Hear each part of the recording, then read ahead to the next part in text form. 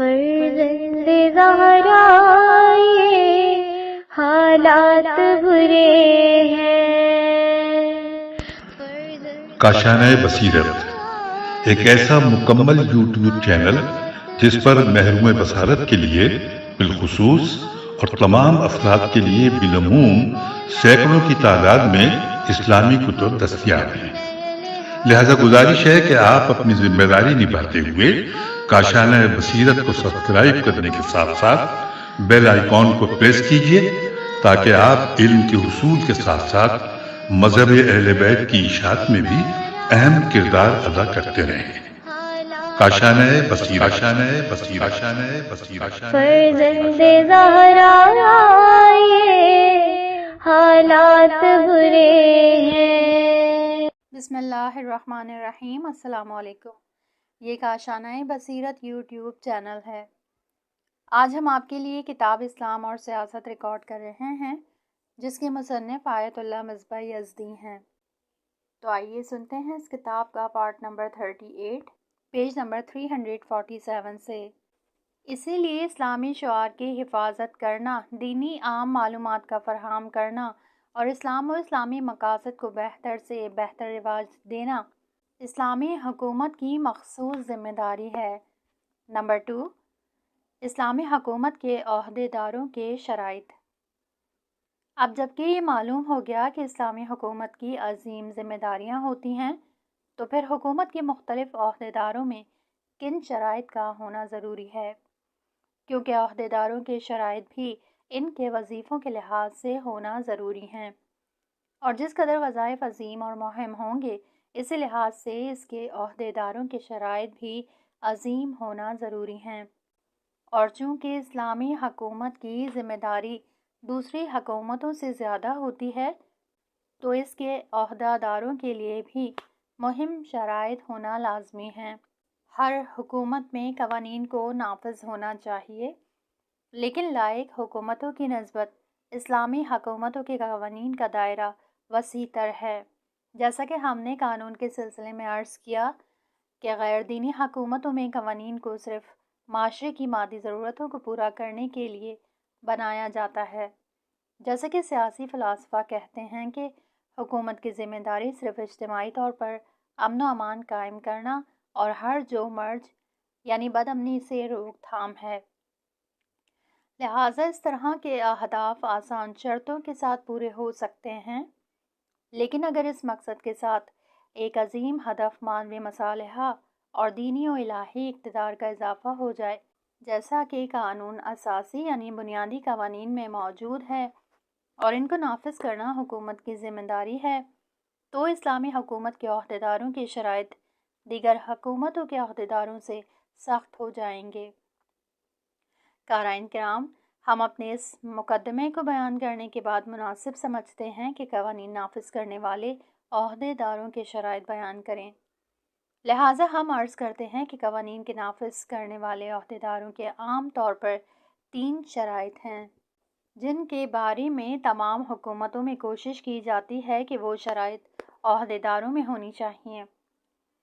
اور اسلامی حکومت کے عہدے داروں کے شرائط کے سلسلے میں قرآن و حدیث میں بیان شدہ دلائل کے علاوہ ایسے عقلی اور منطقی دلائل ہیں جن میں انسان اعتراض نہیں کر سکتا۔ الف، قانون کی پہچان۔ جو شخص قانون کو نافذ کرنے کا عہدہ سنبھالنا چاہتا ہے تو اس کے لیے اس سے آگاہی ضروری ہے، نیز اس کے شرائط اور اس کو جاری کرنے کا طریقہ کار بھی جانتا ہو۔ اگر کوئی شخص قانون نہ جانتا ہو تو اس کو نافذ بھی نہیں کر سکتا، جس کی بنا پر قانون نافذ کرنے میں غلطی کر بیٹھے گا اور اپنی ذمہ داری کو ہی نقصان پہنچائے گا۔ اور چونکہ اسلامی حکومت کی قوانین اسلامی اصول کے مطابق ہوتے ہیں تو ہر عہدے دار اور مدیر کے لیے اپنے ماتحت انجام پانے والے امور کے بارے میں شرعی قوانین کا علم ہونا ضروری ہے، کیونکہ ان قوانین کے تحت کام کرنا اس کی ذمہ داری ہے، اور جو شخص کسی کام کی ذمہ داری اپنے اوپر لیتا ہے تو اس کے بارے میں صحیح معلومات حاصل کرنا خاص اہمیت رکھتا ہے، اور چونکہ جیسی ذمہ داری ہوتی ہے اسی لحاظ سے اس کی اہمیت ہوتی ہے۔ مثال کے طور پر کسی انسان کو ایک چھوٹی سی ذمہ داری دی جاتی ہے تو اس کے قوانین اور مقررات بھی محدود ہوتے ہیں، لیکن کبھی اس کی ذمہ داری اس سے بڑھ کر ہوتی ہے، جیسے ڈپٹی کمشنر، تو اس کے لیے ضروری ہے کہ وہ اپنے ماتحت مختلف اداروں، ان میں نافذ ہونے والے قوانین اور ان کی دیکھ بھال کے بارے میں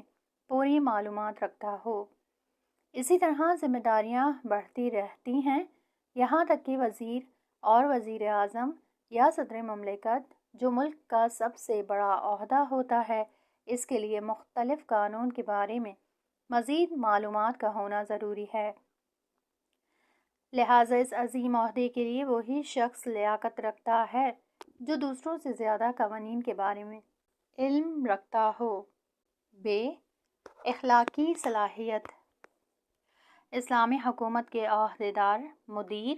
اور کارگزاروں کو قوانین کے بارے میں معلومات رکھنے کے علاوہ ان میں اخلاقی شائستگی ہونا بھی ضروری ہے، تاکہ اپنے عہدے اور موجود امکانات سے ناجائز فائدہ نہ اٹھا سکے اور ان کو اپنی ذمہ داری کو صحیح طور پر نبھاتے ہوئے ان کو کام میں لائے،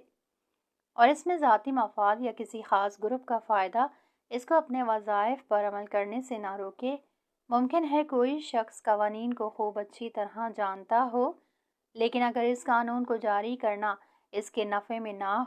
تو ہو سکتا ہے وہ اپنے فائدے کے لیے قانون کو پامال کر دے۔ اس کی مثال دنیا کے مختلف ممالک میں دیکھنے کو ملتی ہے کہ ملک کے بڑے بڑے عہدیداروں نے کتنا غبن کیا، کیسے کیسے گھوٹالے کیے جن کی خبریں دنیا بھر کے اخباروں کی سرخی بنتی ہیں، کہ مثلاً فلاں ملک کا صدر مملکت فلاں گھوٹالے کی وجہ سے جیل بھیج دیا گیا، یا فلاں وزیر یا فلاں عہدیدار کو فلاں سزا ہو گئی۔ اس کی وجہ یہ ہے کہ وہ لوگ قوانین کو اپنے حق میں مانا دیکھتے ہیں، لہٰذا ان کو پامال کرتے ہوئے اپنے منافع کو ترجیح دیتے ہیں۔ ان میں تقویٰ اور اخلاقی صلاحیت نہیں پائی جاتی کہ جس کی وجہ سے معاشرے کو اپنی ذات پر ترجیح دیں، اسی وجہ سے وہ قوانین کو پامال کر دیتے ہیں۔ لہٰذا طے یہ ہوا کہ قانون کے رکھوالوں کے لیے اخلاقی صلاحیت کا ہونا ضروری ہے، اور اس قدر تقویٰ ہونا ضروری ہے کہ اپنی ہوا ہوس اور ذاتی مفاد کا مقابلہ کریں اور ہمیشہ حق کو مقدم رکھیں۔ مدیریتی مہارت اور تجربہ۔ قانون کے ذمہ دار افراد قانون کو صحیح طریقے سے جاری کریں اور ان کو خاص اور جزئی موارد میں منطبق کرنے کے لیے کافی حد تک تجربہ اور مہارت کا ہونا ضروری ہے، اور صرف قوانین کے بارے میں معلومات ہونا کافی نہیں ہے، کیونکہ ممکن ہے کہ بہت سے لوگ قوانین کو اچھی طرح جانتے ہوں اور تقویٰ اور صلاحیت بھی رکھتے ہوں، لیکن قوانین کو جاری کرنے کا تجربہ اور مہارت نہ ہو، اور عملی میدان میں قوانین کو اس کے مصداق پر تطبیق نہ کر سکتے ہوں۔ لہٰذا حکومت کے بڑے عہدیدار کسی ایسے شخص کو ذمہ دار قرار نہ دیں جو کافی مقدار میں مہارت اور تجربہ نہ رکھتا ہو۔ لہٰذا مدیریت کو ثمر بخش ہونے کے لیے اس شرائط کا لحاظ رکھنا بھی ضروری ہے۔ قارئین کرام، دنیا کے تمام ہی ممالک میں یہ کوشش کی جاتی ہے کہ حکومت کے عہدیداروں میں یہ شرط ہونا چاہیے۔ اسی طرح اسلام نے بھی حکومت کے عہدیداروں کے لیے ان شرائط کو لازم اور ضروری جانا ہے اور ان کو بہت زیادہ اہمیت دی ہے، لیکن دوسری شرط یعنی تقویٰ اور اخلاقی صلاحیت پر اسلام نے بہت زیادہ توجہ دی ہے، جبکہ دنیا کے دوسرے ممالک میں دوسری دو شرطوں پر توجہ دی جاتی ہے، اور عہدیداروں کے لیے تقویٰ اور عدالت پر زیادہ دھیان نہیں دیا جاتا۔ ہاں، اس شرط کو فقط اس حد تک ضروری سمجھتے ہیں کہ بعض حکومتی عہدوں کے لیے جن اشخاص کو منتخب کرتے ہیں وہ جرائم میں ملوث نہ ہوں۔ نمبر 3، عہدیداری کے شرائط کا نصاب معین کرنے کی ضرورت۔ Page number 349۔ قارئین کرام، ایک قابل توجہ نکتہ جس پر مختلف سیاسی مکتب میں توجہ کی جاتی ہے وہ مذکورہ شرائط کے مختلف درجات ہیں جو اقتدار کی وجہ سے مختلف ہوتے ہیں۔ مثلاً جس طرح تقویٰ کے مختلف درجات ہوتے ہیں، جس کا سب سے کم ترین درجہ یہ ہے کہ انسان اپنے واجبات کو انجام دے، اور گناہوں سے اجتناب کرے۔ اس کا ایک درجہ وہ ہے جس پر اولیاء اللہ اور دین عظیم پیشوا مثل امام خمینی رحمۃ اللہ علیہ یا وہ افراد جن کا مقام معصومین علیہ السلام سے قریب ہوتا ہے فائز ہوتے ہیں، اور اس درجے کے ہوتے ہوئے ان کے خیال و فکر میں بھی ناجائز تصور نہیں آتے۔ اب سوال یہ پیدا ہوتا ہے کہ حکومتی عہدوں کو حاصل کرنے کے لیے کس درجے کا تقویٰ معیار اور ملاک قرار دیا جانا چاہیے۔ اگر تقوی کا بلند ترین درجہ معیار قرار دیں تو پھر ایک مشکل پیدا ہو جائے گی کہ اس طرح کے افراد بہت کم ہوتے ہیں جو شاید ملک کے عظیم اور مہم عہدوں کے لیے کافی ہوں، لیکن دوسرے عہدوں کے لیے کافی نہ ہوں گے، اور اگر کم ترین درجے والے تقوی کو معیار قرار دیں تو وہ مقام عمل میں سود مند نہیں ہوتا، جس کی بنا پر خلاف ورزیاں ہوتی رہیں گی اور جس کے نتیجے میں اپنے مقصد تک نہیں پہنچا جا سکتا۔ یہ مسئلہ انسانی کردار کے مختلف بنیادی مشکلات اور مسائل کے حل کے مقابلے میں ہے، لیکن بعض افراد کا یہ ماننا ہے کہ عہدیداری کے لیے یہ تمام تر اخلاقی صلاحیت پائی جائیں، اور اگر تمام صلاحیت نہ ہوں تو پھر کسی بھی صلاحیت کا ہونا ضروری نہیں ہے، یا سب کچھ یا کچھ بھی نہیں، یعنی یا تو انسان میں بلند ترین صفات ہونی چاہیے یا بالکل بھی صفات کا ہونا ضروری نہیں ہے۔ یہ نظریہ انسانی علوم کے مختلف شعبوں میں، جن میں سے ایک فلسفہ اخلاق بھی ہے، پایا جاتا ہے۔ نمبر 4، اخلاقی صفات کے بارے میں کانٹ کے نظریے کی رد، پیج نمبر 350۔ جو لوگ اخلاقی فلسفے سے آشنائی رکھتے ہیں ان کو معلوم ہے کہ جرمنی فیلسوف کانٹ کا ایک نظریہ ہے جس کے بہت زیادہ طرفدار بھی پائے جاتے ہیں۔ اس کا نظریہ یہ ہے کہ وہ اخلاقی صفت اس وقت اہمیت پیدا کرتی ہے جب وہ بلند ترین درجے پر فائز ہو اور کسی دوسری چیز پر توجہ کیے بغیر اس کو اپنائے، محبت، احساسات اور معاشرے کی وجہ سے نہ ہو۔ یعنی اگر انسان کوئی نیک کام کرنا چاہے تو فقط اس کو اس کے نیک ہونے کی وجہ سے انجام دے، اس پر مرتب ہونے والے اثرات و ثواب کے لیے نہیں، اور نہ اپنی خواہش کو پورا کرنے یا محبت کی تسکین کے لیے۔ لہٰذا اگر کوئی ماں آدھی رات بچے کے رونے کی آواز سن کر اپنی میٹھی نیند سے بیدار ہو کر بچے کو اپنی گود میں لے اور اس کو دودھ پلائے، اگرچہ عوام الناس کی نظر میں یہ کام بااہمیت ہے، لیکن کانٹ کے نزدیک اس کام کی کوئی قدر و قیمت نہیں ہے، کیونکہ ماں نے اپنی ممتا اور بچے سے شدید محبت کی وجہ سے اس کو دودھ پلایا ہے، اور اگر وہ اس بچے کو دودھ نہ پلائے تو پریشان ہو جائے گی۔ در حقیقت ماں نے اس بچے کو دودھ پلا کر اپنی ممتا کو ٹھنڈا کیا ہے۔ اسی طرح اگر کوئی شخص کسی کام کو معاشرے کی بھلائی کے لیے انجام دے یا عوام الناس کے اعتماد کو جلب کرنے کے لیے سچ بولے تو ان کاموں کی کوئی ارزش و اہمیت نہیں ہے۔ سچائی کی اہمیت اس وقت ہے جب صرف اس کی خوبی کو مد نظر رکھ کر سچ بولے۔ قارئین کرام، جیسا کہ آپ حضرات نے ملاحظہ فرمایا کہ کانٹ نے اخلاقی اقتدار کے لیے بہت سخت شرائط بیان کیے ہیں جس کے تحت بہت کم افراد ہی اس کے مصداق مل پائیں گے اور بہت ہی کم افراد اخلاقی اقتدار والے مل پائیں گے، کیونکہ یہ اخلاق کبھی تو ممتا کی وجہ سے یا کبھی اجتماعی فائدے کی وجہ سے یا اخروی ثواب کے لیے ہوتا ہے۔ لہٰذا اگر اخلاقی صفات میں تمام صفات پائی جائیں تو وہ صحیح ہے،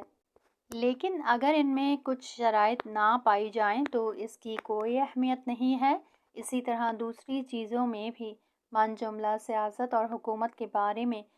کہ وہ حکومت برحق ہے جس کے تمام عہدیدار اعلیٰ شرائط پر فائز ہوں، اور اگر ایسے افراد موجود ہوں تب کہیں حق کی حکومت کے بارے میں سوچا جا سکتا ہے۔ اسلامی انقلاب سے پہلے ہمارے معاشرے میں بھی بعض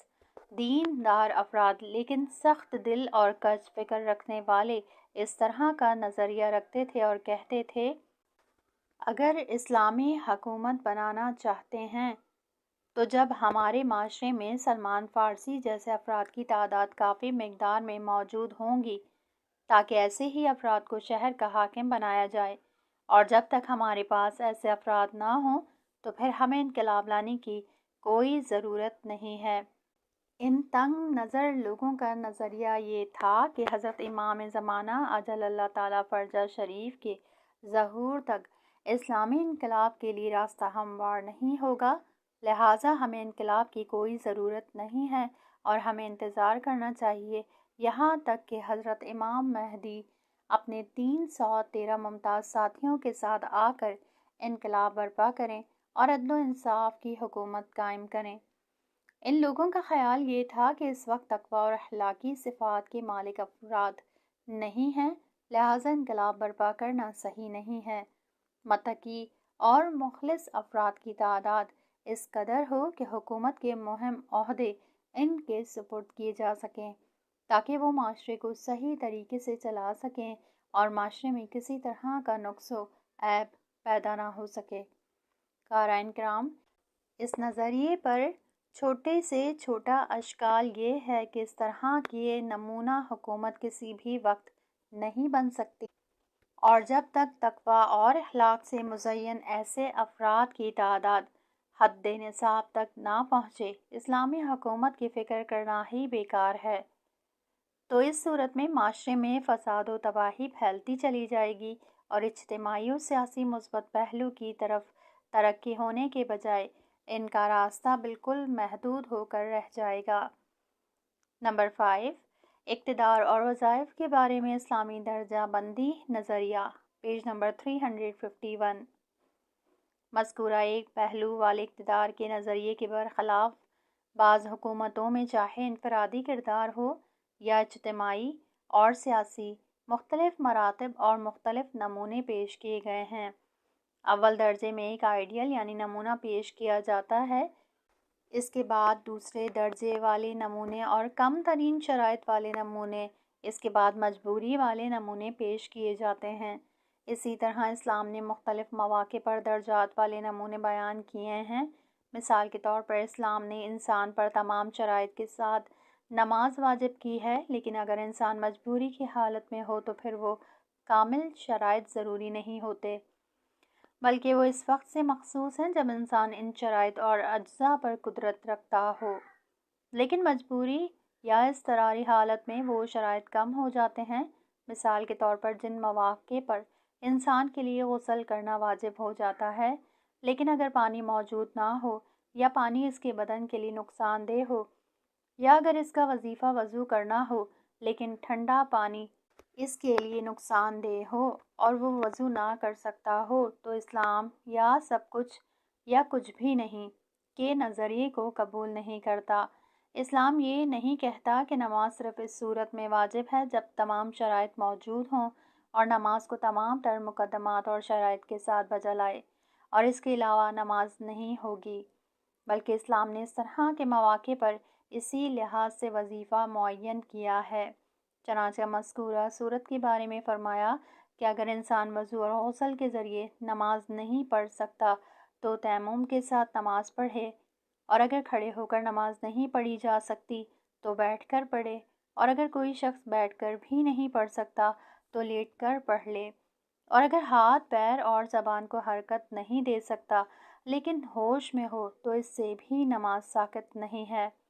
تو اس نازک حالت میں بھی اسی حالت کے لحاظ سے نماز واجب ہے۔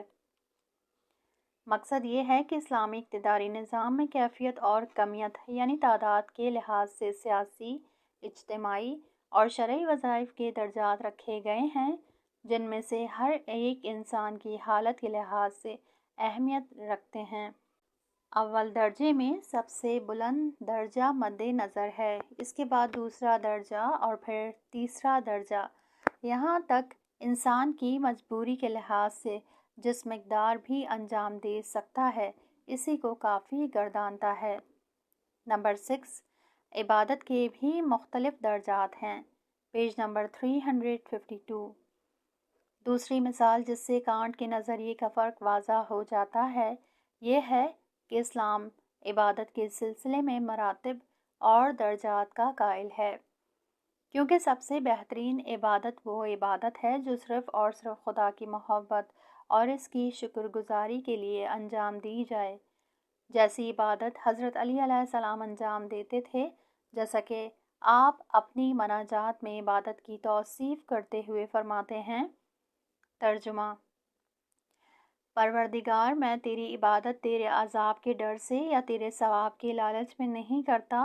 بلکہ تجھے عبادت کا حقدار پاتا ہوں تو تیری عبادت کرتا ہوں۔ بحار الانوار، جیم 41 صاد 14۔ ترجمہ: بعض لوگ خدا کی عبادت بخشش کی امید میں کرتے ہیں تو ایسی عبادت تاجروں کی عبادت ہے، اور بعض لوگ خدا کی عبادت اس کے خوف کی وجہ سے کرتے ہیں تو یہ غلاموں کی عبادت ہے، اور بعض لوگ خدا کی عبادت اس کے شکر کی وجہ سے کرتے ہیں، اور یہی عبادت آزاد افراد کی عبادت ہے۔ نہاج البلاغہ، کلام 238۔ قارئین کرام، حضرت امیر المومنین علیہ السلام اپنے اس بیان میں سب سے بہترین عبادت اس عبادت کو قرار دیتے ہیں جو صرف اور صرف خدا کے شکر کے لیے بجا لائی جائے، اور اسلام بھی یہی چاہتا ہے کہ تمام مومنین اسی طرح عبادت کریں۔ لیکن یہ بات واضح ہے کہ تمام مومنین اس طرح کی قابلیت اور ہمت نہیں رکھتے کہ اس طرح کی عبادت بجا لا سکیں، کیونکہ اس طرح کی عبادت صرف خالص اولیاء اللہ ہی انجام دے سکتے ہیں، جن کا مقام اتنا بلند ہو جاتا ہے کہ وہ جمال پروردگار میں محو ہو جاتے ہیں، اور اگر ان کو جہنم میں بھی لے جایا جائے تو وہ پھر بھی خدا کی عبادت اور اس سے مناجات کرنا ترک نہیں کریں گے، یا اگر ان کو جنت سے محروم کر دیا جائے تو وہ پھر بھی خدا کی عبادت کو ترک نہیں کریں گے۔ لیکن اس میں کوئی شک نہیں ہے کہ اس طرح کے افراد لاکھوں میں ایک دو ہی مل پائیں گے۔ بہرحال، اگر ہم کانٹ کے نظریہ یا سب کچھ یا کچھ بھی نہیں کو قبول کریں اور یہ مان لیں کہ اخلاقی نیکی اس وقت پیدا ہوتی ہے جب اس عمل میں تمام شرائط اور قابلیت پائی جائیں اور ذرہ برابر بھی اس کے شرائط میں کمی نہ ہو، تو پھر ہم یہ کہنے پر مجبور ہوں گے کہ عبادت اس وقت مقبول ہے جب عالی ترین اور بلند ترین درجے پر فائز ہو اور صرف خدا کے شکر کے لیے بجا لائی جائے۔ لیکن صرف خالص اولیاء اللہ کی عبادت مقبول ہوگی، اور جو لوگ جہنم کے خوف یا بہشت کے لالچ میں عبادت کریں تو اس کی عبادت قابل قبول نہیں ہے۔ لیکن جیسا کہ یہ بات واضح ہو چکی ہے کہ اسلام اس تنگ نظری کو قبول نہیں کرتا، بلکہ مومنین کی سہولت، زحمتوں اور سختیوں کو دور کرنے کے لیے عبادت اور دیگر وظائف میں درجات رکھے ہیں، ایسے درجات جو کم سے کم شرائط سے شروع ہوتے ہیں اور بلند ترین درجات تک پہنچ جاتے ہیں، جن میں تمام شرائط اور صلاحیتیں پائی جاتی ہیں، اور اگر کوئی انسان ان بلند درجات تک پہنچ جائے تو انسانی اور الہی کمال پر پہنچ جاتا ہے، جیسے حضرت علی علیہ السلام اور آپ کے خاص شاگردوں کی عبادت، جس کی وجہ سے یہ حضرات معرفت کے بلند ترین مقام پر پہنچ گئے ہیں اور خدا کی بندگی کے اعلیٰ ترین مرتبے پر فائز ہو چکے ہیں۔ لیکن جن کا درجہ ان سے کم ہے، وہ لوگ جو ثواب کے شوق میں عبادت کرتے ہیں اور اس کی عبادت بھی خدا کے نزدیک مقبول ہے، اسی طرح وہ لوگ جو اس درجے سے بھی کم درجہ رکھتے ہیں اور جہنم کے خوف سے خدا کی عبادت کرتے ہیں، اور ان کی عبادت بھی مقبول ہے، اور یہ بھی اہمیت و ارزش کا ایک مرتبہ ہے۔ نمبر 7، اسلامی حکومت کی درجہ بندی شدہ نمونے، پیج نمبر 353۔ جیسا کہ بیان ہو چکا ہے، اسلام کا نظریہ یا سب کچھ یا کچھ بھی نہیں ہے، بلکہ اسلامی نقطۂ نظر سے ارزش و اقتدار کے مختلف مراتب ہیں، کم درجے سے شروع ہو کر بلند ترین درجے تک پہنچتے ہیں۔ اسلامی سیاست میں بھی اسی طرح ہے۔ اسلام اول درجے میں ایک نمونہ حکومت پیش کرتا ہے جو فقط خاص شرائط کے تحت اور ان افراد کے ذریعے جن میں مکمل شرائط اور بہترین قابلیت پائی جاتی ہے، جن تک عام افراد نہیں پہنچ پاتے۔ حقیقت میں ویسی حکومت صرف انہی افراد کے ذریعے ہو سکتی ہے جو مقام عصمت تک پہنچے ہوئے ہیں اور ان کے کردار میں ذرہ برابر بھی کوئی خطا و غلطی کا تصور نہیں پایا جاتا، بلکہ ان کی فکر بھی پاک و پاکیزہ ہوتی ہے۔ یہ اسلامی حکومت کی بلند ترین اور بہترین شکل ہے، وہ حکومت جس کا رئیس ایسا شخص ہو جو نہ صرف یہ کہ ہوا و ہوس کے تحت مؤسیت نہ کرے بلکہ ناخواستہ میں بھی اس سے غلطی کا امکان نہ ہو اور اس سے کوئی بھی خطا و لغزش نہ ہو اور مکمل طور پر مصالحہ و منافع کی رعایت کرے اور تمام اسلامی قوانین کے مجموعے کو جانتا ہو اور ان کو بہترین طریقے سے جاری کرے، اور یہ وہی نمونہ حکومت ہے جو انبیاء علیہ السلام اور پیغمبر اکرم صلی اللہ علیہ وآلہ وسلم اور کچھ مدت کے لیے حضرت امیر المومنین علیہ السلام کے ذریعے وجود میں آئی۔